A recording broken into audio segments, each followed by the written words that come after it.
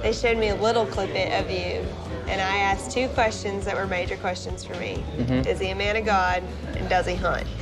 Those were both yeses, and I was like, I'll meet him. Welcome to Farmer Wants a Wife, where if that's your checklist for modern dating, you're in the right place. Bonus points if you're holding a fish in your profile pic. So one of the most asked for shows on my channel is this, Farmer Wants a Wife. A show whose name, in the wrong context, sounds more like a horror movie than a romantic search for love in the country. But what's all the fuss? Is this really like The Bachelor but more romantic, more successful? Well, apparently so, because right off the bat, the show boasts a success rate that would make the people at The Bachelor blush with envy. Out of this experience around the world, we've had over 200 marriages and over 500 children. I should mention that this likely includes all the Australian editions of the show, as the US is just on its 2nd season, where here 4 farmers from across the country hop onto Farmer Wants a Wife Tinder and pick out 5 ladies to come to their farms to get dirty. But like, not the sexy kind of getting dirty, more like this. I didn't wear boots.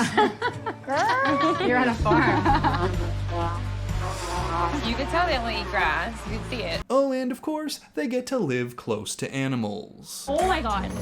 That's my buck. Don't let him scare you. Your buck. Yeah, I shot it. Oh my god. So get ready to meet 4 of the most eligible farming bachelors in the country, ones that'll have you going, Wait, this guy? which is not fair because Farmer Brandon over here is actually my favorite. So yes, Mitchell, age 27, Nathan, age 23, Ty, age 42, and Brandon, age 29 have decided Farmer Lonely, Farmer Wants a Wife. And so this show has brought forth wonderful women from all over to see if they'll be a match for farm life. Some are really used to country living, others not so much. I'm vegan, so How would that work? Because obviously it's for the beef market. yeah.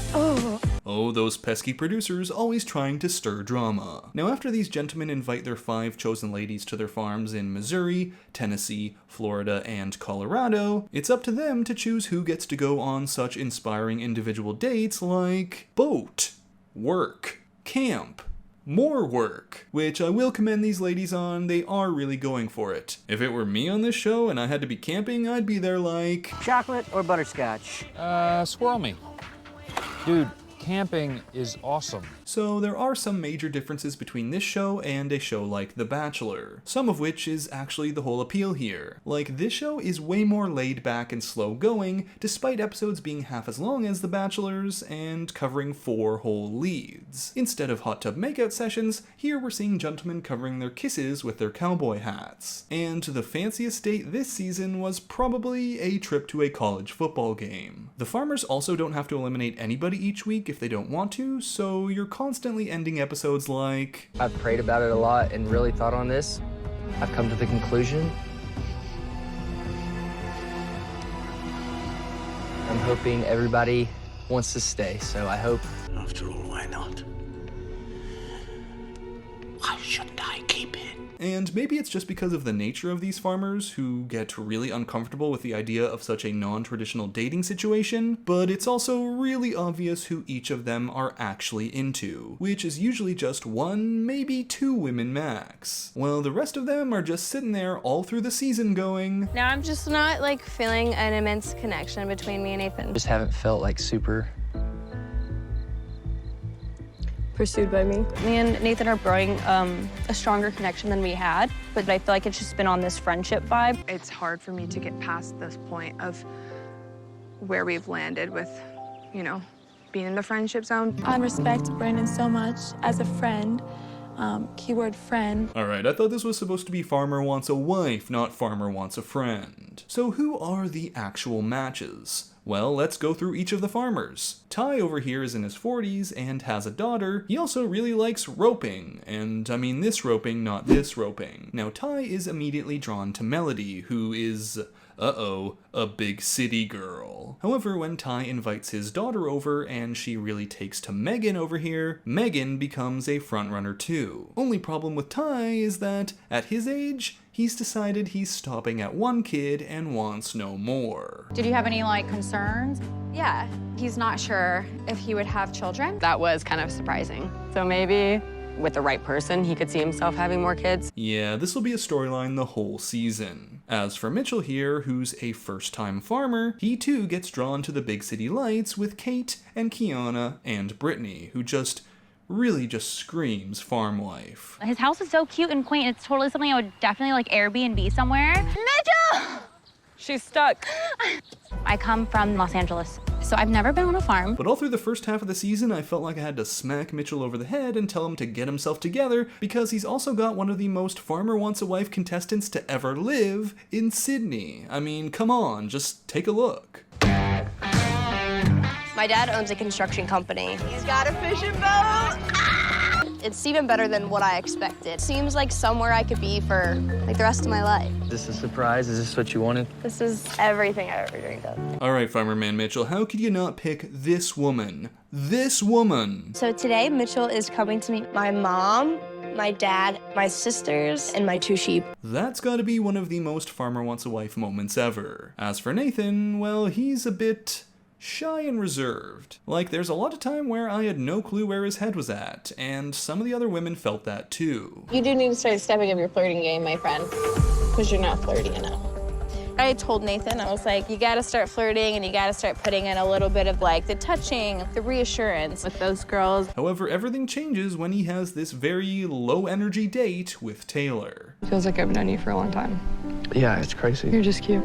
Well, thank you. You're welcome. You're not too bad yourself. Thanks.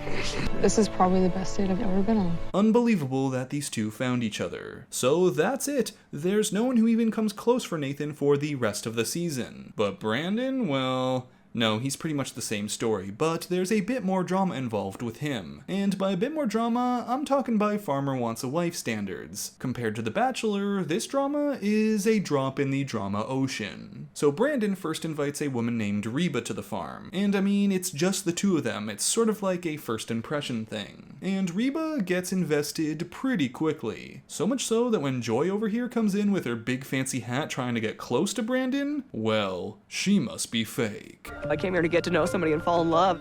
I don't want somebody who is inauthentic to get in the way of that. Joy is so phony. And let me tell you, Reba has no problem telling Joy, and telling Joy right in front of Farmer Brandon. Come on, like you think you're genuine?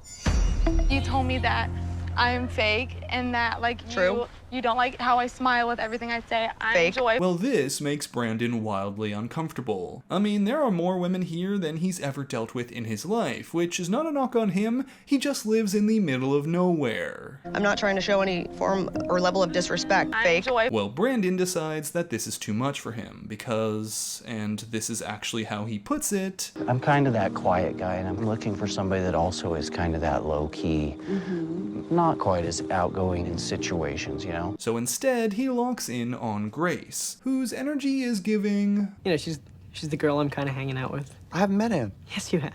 Michael had met Anne. That's her right over there. Oh, Anne! Yes.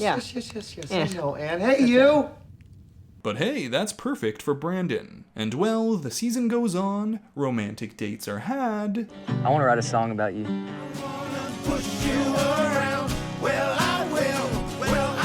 We're so lucky to have this. They even try a classic Bachelor drama move of bringing in new women. A move that made me, a Bachelor viewer, go, Amateur hour.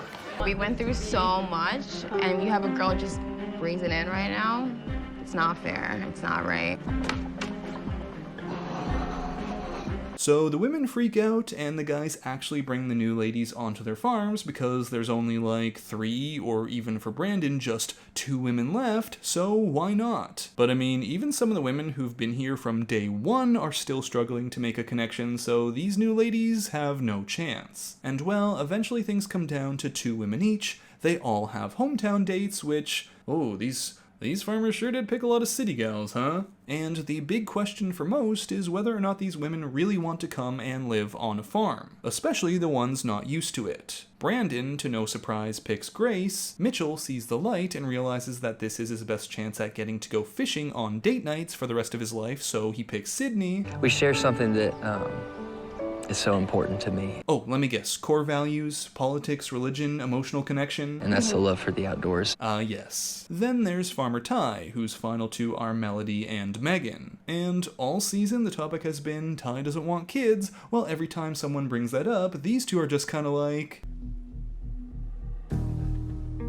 I don't want to talk about that right this second. Also with Melody, Ty's afraid that she doesn't want to actually move from New York City to a farm, so she gets the boot first. Then Megan comes out, and Ty says he doesn't want to be the one who takes away having kids from her, so he lets her down gently. It's a strong connection, that has been a connection that's been a friendship connection. Ooh, that's cold. Also, couldn't they have mentioned this from day one? Like, had a little note next to his bio that says doesn't want kids, and a note next to all of the other women's bios that says wants kids? I feel like this whole storyline could have been avoided. Then finally, there's Nathan, who brings Taylor to the finale along with a woman named Allie. But Allie, like so many of the others, has no chance, and that's shown in how Nathan decides to let her go. This time that I've had with you has been fantastic, and I wouldn't trade it for the world. But I think I'm gonna have to go a different direction.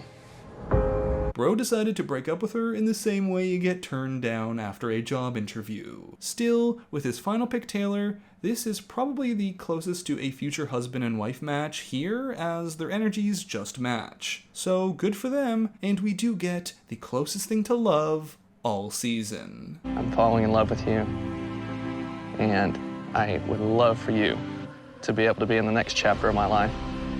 And I feel like I've definitely fallen in love with you. Thank you. You're welcome. You're not too bad yourself. Thanks.